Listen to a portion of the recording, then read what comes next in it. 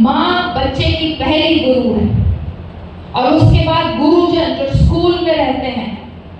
तो आपका कर्तव्य दायित्व बनता है कि आप एक अच्छा नागरिक समाज में भेजें। तो कंग्रेचुलेट करना चाहूंगी और उसके बाद बच्चों को। पहला जो बधाई के जो पात्र हैं वो पेरेंट्स हैं। आप अपने बच्चों को प्रेरित करते हैं, बच्चों को किस तरह से एक एनवायरनमेंट दिया जाए ताकि वो अच्छा काम कर सके। इसलिए पहली जो ताली बजेगी वो जोरदार तरीके से अपने पेरेंट्स के लिए बजाएंगे। दूसरी ताली आपके गुरुजन के लिए बजेगी,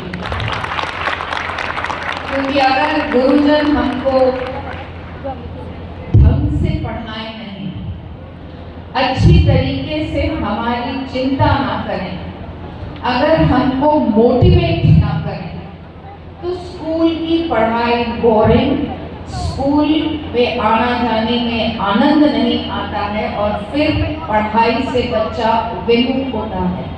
किस तरह से बच्चे को पढ़ाई के प्रति इंटरेस्टेड रखें, किस तरह से उनको एक सेफ अच्छा एनवायरनमेंट स्कूल में दें, वो कार्य गुरु का होता है। तो सभी गुरुजन के लिए हम शुभकामनाएं देती हूँ और बहुत सारी बधाई देती हूँ कि आपने अपने बच्चों को इतना अच्छी तरीके से प्रेरित किया कि वो आज यहाँ पर बैठे हैं। बच्चों को बहुत सारी शुभकामनाएं, बच्चों को बहुत सारी बधाई।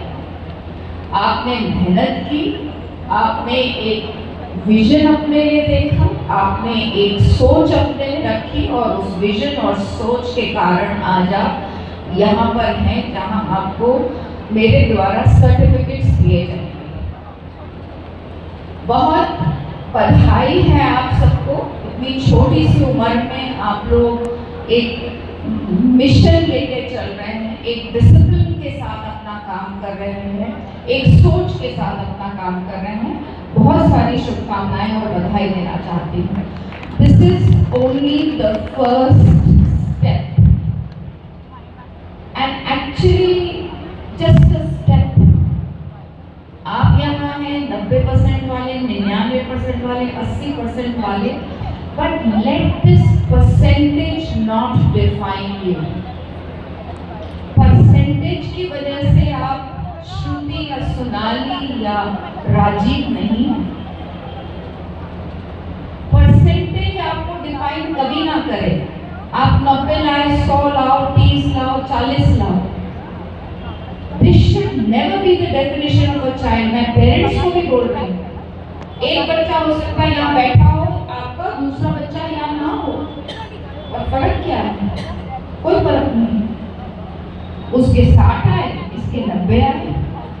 So we should always be very clear.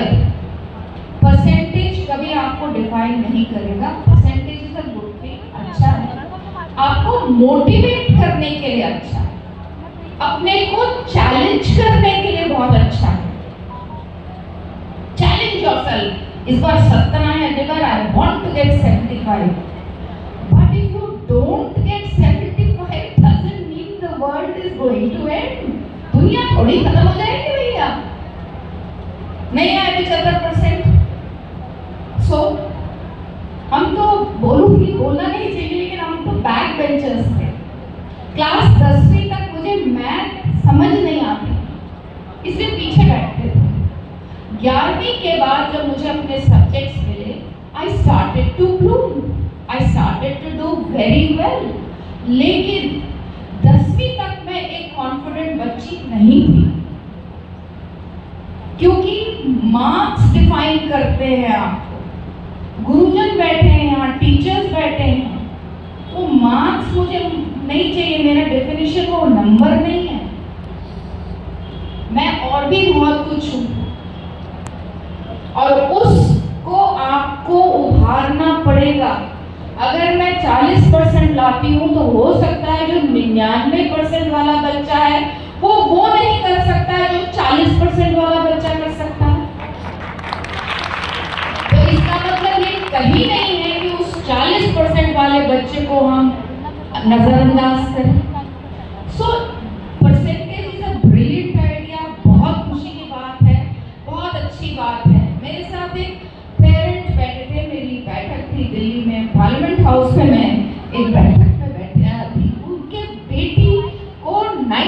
91% आए, उस बच्चे ने अपने पेरेंट को तंग कर दिया कि रीवैल्यूएट करो, रीवैल्यूएट कराओ, क्योंकि मेरे 91 क्यों आए, इतने कम क्यों आए।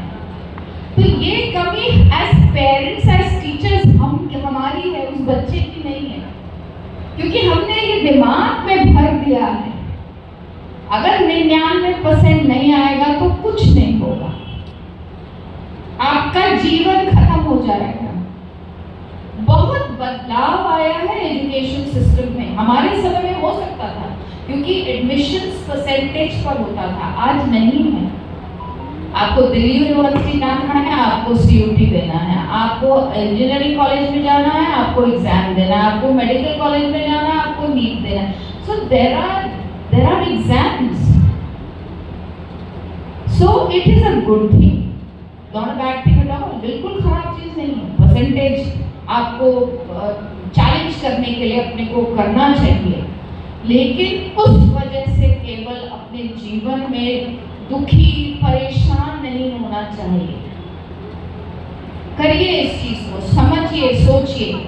खासकर 12वीं के बच्चों के लिए कहना चाहूंगी, 10वीं तो आप सब्जेक्ट चुनेंगे, सब्जेक्ट चुनने में आप अपने गुरुजन के साथ बैठिए, अपने पेरेंट्स के साथ बैठिए, लेकिन पेरेंट्स को भी कहना चाहूंगी और गुरुजन को भी कहना चाहूंगी कि बच्चा खुद बहुत अच्छे से जानता है। मेरी बेटी के क्लास 10th में 96% साइंस और मैथ्स मिलाकर आए और मैं उसके पीछे पड़ गई कि मेरे को साइंस लेना है। She said, I will not, मैं नहीं लूंगी, because I know I'm not good at science, I'm not interested in science, मुझे नंबर आ गए हैं लेकिन मेरा मन नहीं कहता है कि मैं साइंस करूं, मेरी इच्छा नहीं है साइंस लेने की। सो मेरा उससे जो शायद सब पेरेंट कहते हैं, अरे 96% दिस डजंट मैटर। सो बच्चे की बात जरूर सुनिए। आप इंजीनियर बनना चाहते थे तो इसलिए आपका बच्चा भी इंजीनियर बने, भले वो हिस्ट्री का प्रोफेसर बनना चाहता है, बहुत गलत बात है।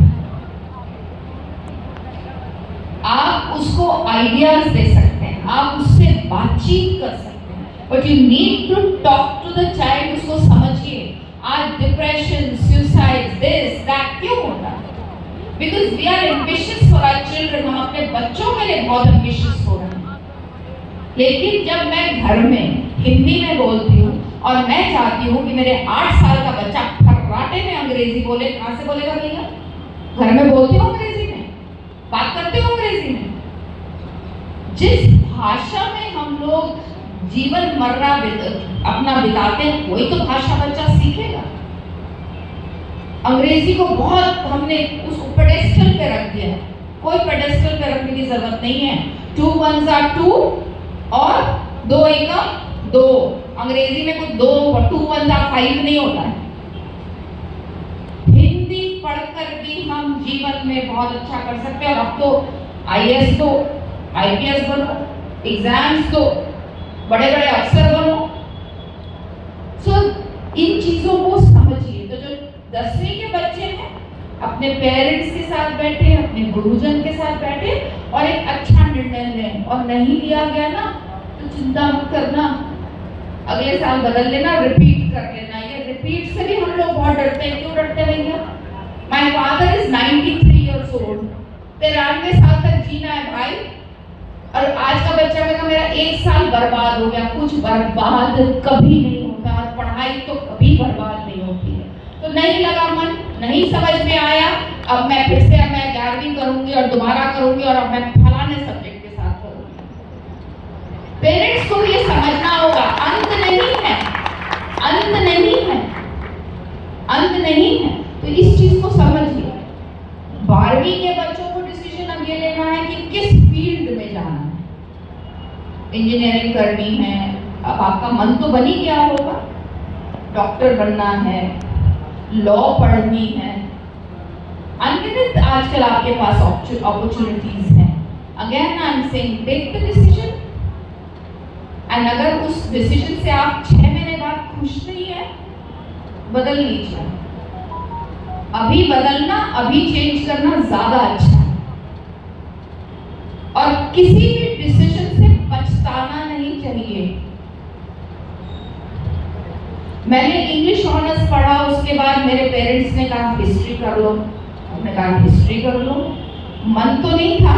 मैं अपने पेरेंट्स के साथ इस बात से लड़ी कि मुझे नहीं करनी है, इस तरह से जाके देख तो लो। और वही हिस्ट्री मेरे बाद में काम आई जब मैंने हिस्ट्री पढ़ाना शुरू किया कॉलेज में। सो आपकी पढ़ाई कभी बर्बाद नहीं जाती है, इसका ध्यान रखना। और कोई भी समय बर्बाद नहीं जाता है। 6 महीने बाद क्या होगा, अगर मुझे ये नहीं समझ में आ रहा, कुछ नहीं होगा, बदल लो, सब्जेक्ट बदल लो। Because this is just the beginning, ये शुरुआत है। आपने अपने लिए बहुत बढ़िया पायदान तैयार किया है। अब आपको उड़ान भरनी है, और उस उड़ान को भरने के लिए एक सॉलिड तरीके से बैठकर बातचीत करके निर्णय लीजिए। सबका इनपुट लीजिए, अपनी मन की बात जरूर अपने पेरेंट्स को बताइए कि मुझे ये लगता है, और मिलजुल के फिर एक अच्छा डिसीजन लीजिए। पेरेंट्स, आजकल के बच्चों को बोलना चाहूंगी, बहुत क्रेडिटेबल है आजकल का पेरेंट अपने बच्चे के लिए। बच्चा जैसा कहता है वैसा करने को तैयार है। अगर वो कहता है मेरे को खेलना है, इसी कोटद्वार में मैं देखती हूँ आर्चरी सस्ता खेल नहीं है। 2.5-3 लाख के वो इंस्ट्रूमेंट वो जो खेलने वाले होते हैं, वो एनआरओ आते हैं, लेकिन पेरेंट्स करवा रहे हैं। तो बच्चों को अप्रिशिएट करना चाहिए इस बात को कि your parents are willing to stand by you, आपके लिए खड़े हैं। इसलिए आप भी सच्चाई से, ईमानदारी से उनके साथ बात करिए और बोलिए मुझे सिंगिंग करनी है, मुझे डांसिंग करनी है, मुझे गेम्स में जाना है, मुझे डॉक्टर बनना है, मुझे टीचर बनना है, मुझे ये कुछ नहीं बनना है, मुझे न्यूज़ रीडर बनना है। अपनी बात जरूर अपने पेरेंट्स को बताइए, क्योंकि मुझे नहीं लगता है कि आज के हिंदुस्तान में कोई भी पेरेंट ऐसा है जो अपने बच्चे को धकेलता है, पुश करता है कि नहीं यही करना है। तो इसलिए बातचीत, संवाद बहुत जरूरी है। आपस में आपको जरूर बात करनी चाहिए। शुरुआत हुई है आपकी, जबरदस्त आपने शुरुआत की है। आपको मैं बहुत सारी शुभकामनाएं और बधाई दूंगी, और आशा करूंगी आगे चलकर आप एक अच्छे डॉक्टर, इंजीनियर तो जरूर बनेंगे, लेकिन उससे पहले क्या बनेंगे? मैं बार बार इस बात को बोलती हूँ, क्या बनेंगे? अच्छे इंसान। सही बात, अच्छा इंसान बनना बहुत जरूरी है, क्योंकि जब तक आप अच्छे इंसान नहीं बनेंगे, आप अच्छे डॉक्टर, अच्छे इंजीनियर, अच्छे टीचर, अच्छा नेता, अच्छा आईएएस, अच्छा डीएम, अच्छा एसडीएम नहीं बन सकते। तो पहली चीज हमें बनना है अच्छा इंसान, इस देश के लिए एक अच्छा नागरिक। तभी टीचर्स और माओ पर बहुत बड़ी जिम्मेवारी है। आप कल का नागरिक तैयार करके भेज रहे हैं समाज में। आज भी कहा जाता है इसको स्कूल के पढ़ेगा, भैया इन्होंने क्या सीखा, इसके गुरु कैसे रहे, इसकी माँ ने क्या सिखाया। क्यों कहते हैं? बिकॉज माँ बच्चे की पहली गुरु है, और उसके बाद गुरुजन जो स्कूल में रहते हैं।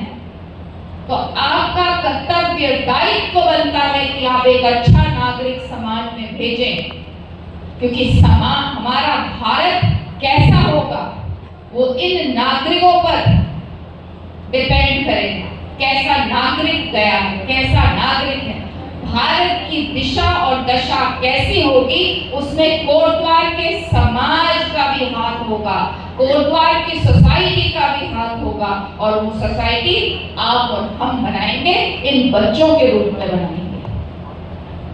सो आई होप कि हम कोटद्वार से अच्छे बच्चे जो पढ़ने में तेज हो, खेल में तेज हो, गीत में तेज हो, संगीत में तेज हो, नृत्य में तेज हो, लेकिन उससे भी बढ़कर अच्छे नागरिक हो, जो इस देश के हित के लिए बात करते हो, देश के लिए बात करते हो, और एक दूसरे के साथ कंधे से कंधा मिलाकर चलने की बात करते हो। आप सबने मुझे यहाँ पर समय दिया, मैं आपका आभार व्यक्त करती हूँ। This is the first step that the children have taken today, and I hope आगे चलकर आप गुरुद्वारा का नाम रोशन करेंगे और पूरे भारत में गुरुद्वारा का परचम लहराएंगे, ऐसी मेरी आशा है। बहुत बहुत आभार, बहुत बहुत धन्यवाद।